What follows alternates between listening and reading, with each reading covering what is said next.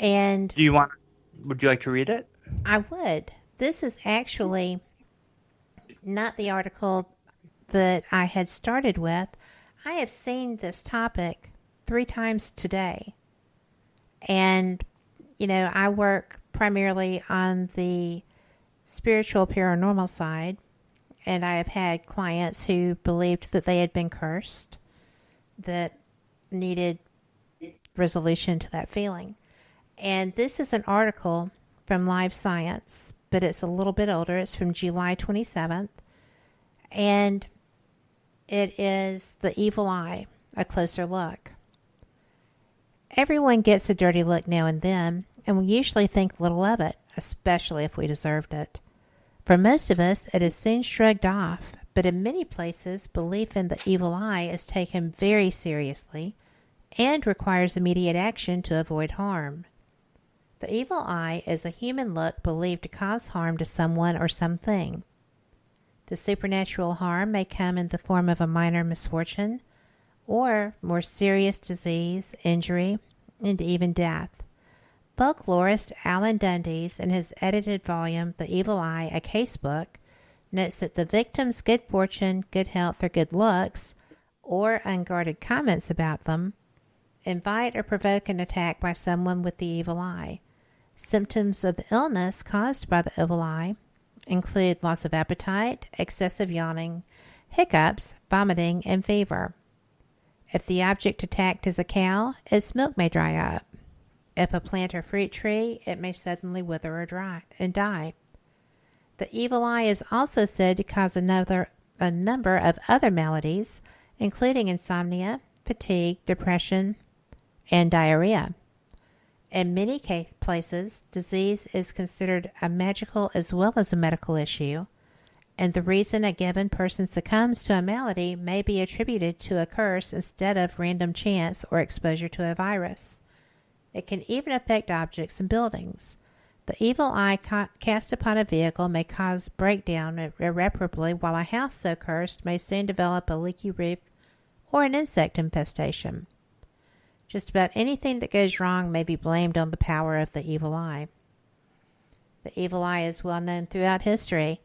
It is mentioned in ancient Greek and Roman texts, as well as in many famous literary works, including the Bible, such as Proverbs 23:6, "Eat thou not the bread from him that hath an evil eye, neither desire his dainty meats," the Quran, and Shakespearean plays. Though belief in the evil eye is widespread, it is not universal. In 1976, a cross-cultural survey by folklorist John Roberts found that 36% of cultures believe in the evil eye. The evil eye is essentially a specific type of magical curse and has its roots in magical thinking and superstition. Let's say that a person experiences bad luck, ill health, accident, or some other unexplained calamity, perhaps a drought or an infectious disease. Before science could explain weather patterns and germ theory, any bad event for which there was not an obvious cause might be blamed on a curse. Curses, including the evil eye, are an answer to the age-old question of why bad things happen to good people. Eyes are said to have special powers. They are said to be the gateway to a person's soul. Shifting eyes are said to subtly betray liars, while a steady gaze may be endearing or menacing depending on the circumstances. Eye contact can create an intensely personal connection, whether between lovers or superiors and subordinates. Glaring or intense staring can convey power and authority over another. And of course, actors use their eyes to convey a wide range of emotions, including love, hate, disgust, boredom, scorn, surprise, and envy. In fact, it is this last emotion, jealousy, that underlies the evil eye's cultural association with magic. And I'm going to stop there because it generally goes on for days. But I found it interesting. Well, truly, there's another good half page here, and I've kind of gotten to the part that I found applicable to one of the cases that I worked, and that a woman from the Ukraine believed that she had been cursed. She wasn't sure if it was by a Ukrainian gypsy curse or by the evil eye, but she just knew she was cursed. And I found it odd that people actually still believe in that. And when I started researching, my goodness, they totally do. Yeah, the evil eye was one of the first, I guess we could call it folklore, superstitions. I remember my mom telling me about that when I was a little kid, about the evil eye. And but for sure, you're right. People take that seriously. Knock on wood, and the superstitions that go along with different cultures and stuff. And they do take it seriously, And actually, I'm curious to hear what Tom and Jean have to say about it. Me too. Because there's also a psychological aspect to that too, we had people contact us claiming they have bad luck or curses, and they want advice on what to do and how to deal with that. Is this thing on? Hello, Yes. You're on. Good. I happen to have studied gypsies for years in my life and lived a life as a gypsy, a modern gypsy with ancient roots. And I ran into evil eye first in my lifetime in the Middle East, in Greece. In Greece, there were little glass castings or trinkets with a wire loop embedded in the glass, tiny usually, very small. They could be larger, but the idea was to have a bunch of these and have them in a pocket or a secreted area on your person or in a purse or bag. And evil eyes could be stitched into clothing either as a pattern, or these actual beads could be attached to clothing. There's one attached to the front of a cap, so it's kind of like the Hindic third eye of illumination. And these things were all over the place. They were cheap, and plentiful. And some manufactory was churning these things out. They were blue typically, and then they had white, a circle of white, and a black dot in the center. And they were eye-shaped or heart-shaped, little trinkets to remind everybody about being wary of the evil eye. And it was basically anybody who shot you a bad look with bad intention behind it. It was the intention behind, that's the psychology of it, the intention of doing someone harm mentally. And we know that the mind has that effect. Okay. That's mysterious.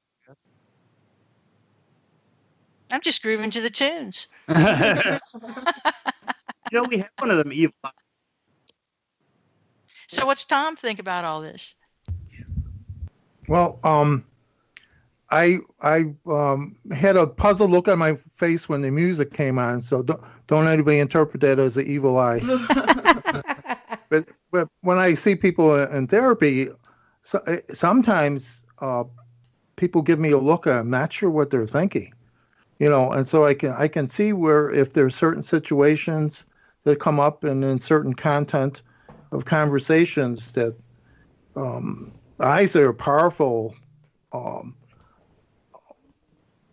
way to communicate with someone else. And if people feel like they're becoming a victim or they sense the anger from another person, it can be really devastating to the receiver. And so I'm not surprised that they have all those trinkets that because people are it's so powerful, a look that someone can give you. So psychological, I've seen it a lot of times. And sometimes I just say, you're giving me a look, what's that about? To the person that's sitting across from me, so that I can really understand what's going on. And so that's one part of it. and I failed to mention the trinkets are designed to ward off the evil eye. They're preventatives. Go ahead, Tom. yeah, that's my understanding when you were talking that was the purpose, and so it's like, it really it's in people's mind, and how to have those fears eased when someone gives you a look that you're not sure of. And then, the old saying, if looks could kill, that always comes up in conversations. So that's really interesting that it makes sense that people need to address this topic once in a while and be able to, but someone giving you a look is also an opportunity to find out how open the other person is and communicate, like I mentioned, like, say, what's that look about? I don't understand what you're looking at me like that for. And then that's an opportunity for communication. So it's a powerful thing, that's for sure. Yeah, I can say that a lot of people believe in it still to this day. I'll give you an example. We actually have two charms for that. We actually have one of those big glass eyes that we have hanging up in the truck. Yep. And kind of like the one Gene was talking about. Right, kind of like the one Gene was talking about. Right. And for Italians, we have something called a cornetto or a cornicello, or depending on what part of Italy you're from, how you pronounce it. It's basically an Italian pepper or an Italian horn.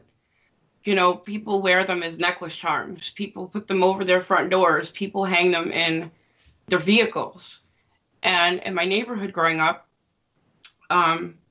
there were a lot of Italian families that strongly believed in the evil eye, and you would see stuff like this in their cars and in their homes, and it was actually commonplace. So, yeah. Why don't we go to commercial? Oh, okay, yeah. You're listening to Paraversal Universe Radio. We will be right back after this.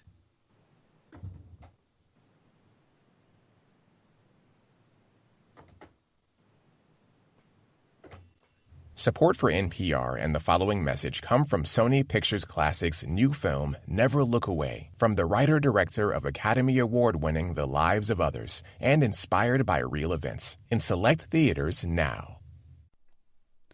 Live from NPR News in Washington, I'm Lakshmi Singh. Acting Attorney General Matthew Whitaker says he has not interfered in any way in the special counsel's probe into Russia's breach of elections and connections to Trump associates. Today, he's been testifying before the Judiciary Committee in the House, where Democrats are now in control.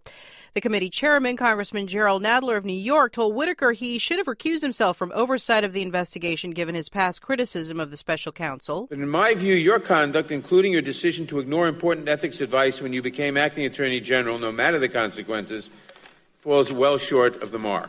The top Republican on the committee, Congressman Doug Collins, derided the Democrats, saying the hearing has nothing to do with oversight of the Justice Department. This is nothing more than a character assassination. And we're going to also decide to see if we can just do something and get at the president while we're had the chance. Well, yesterday, a Senate panel recommended that the full Senate confirm President Trump's nominee for Attorney General, William Barr.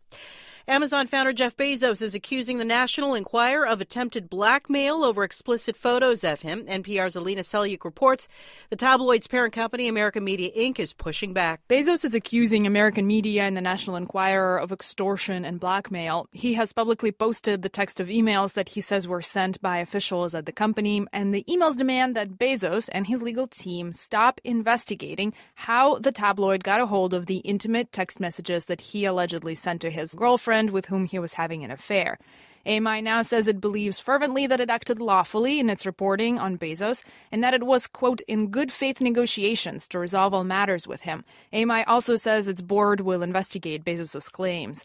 Bezos has accused the publisher of being politically motivated because of his ownership of the Washington Post. Alina Selyuk, NPR News. The Trump administration says its efforts to reshape the Affordable Care Act will save consumers hundreds of billions of dollars over the next decade. NPR's Scott Horsley reports that claim is at odds with critics' argument that the administration's moves could sabotage Obamacare. Republicans in Congress failed in their push to repeal the Affordable Care Act, but the administration has been chipping